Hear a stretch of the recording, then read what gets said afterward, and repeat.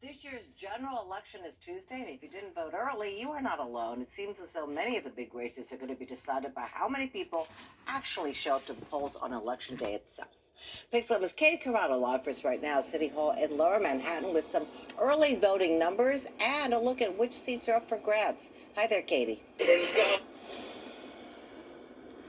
Hi, Katie. Well, early voting ended today, and frankly, the turnout was quite low. Manhattan Borough President Mark Levine called it paltry in a tweet, and he and other politicians are really hoping that there is better turnout for the general election on Tuesday.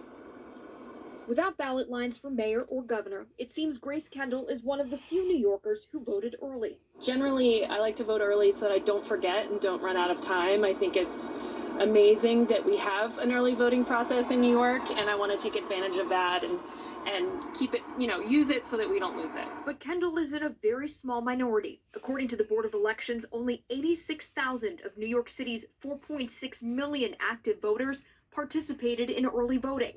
That's less than 2%.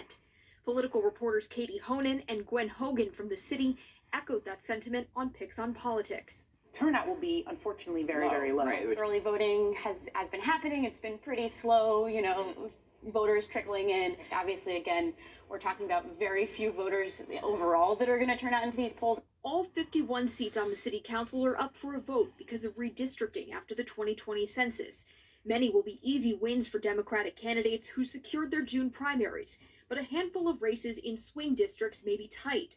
Manhattan Borough President Mark Levine wrote on X that, quote, if Democrats don't start showing up, we will lose seats. Some of the races, there's been a real shift to maybe more purple district. I think I even saw this, we saw this last year with Governor Hochul. It was a lot closer than some people thought against Lee Zeldin. Whether they're disillusioned with the Democratic Party, unhappy with the direction of the city, they want to go a different direction. So that could play out.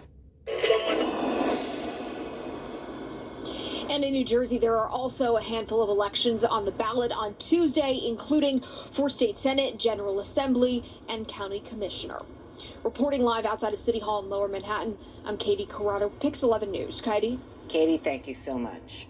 Still to come, a Pix 11 News exclusive.